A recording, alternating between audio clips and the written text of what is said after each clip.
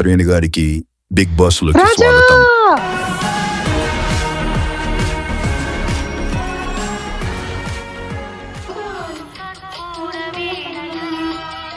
మాధవి గారు ఫ్రీ.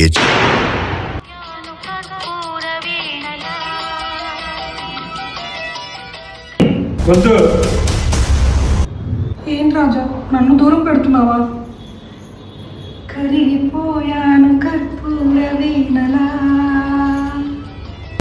కరిగిపోయాను అని చెప్పి నా జీవితం కప్పెట్టావు కదా, ఎందుకు దేనికి వచ్చావు ఇక్కడికి? ఆట ఆడడానికి. ఇటు నా జీవితంతోనా?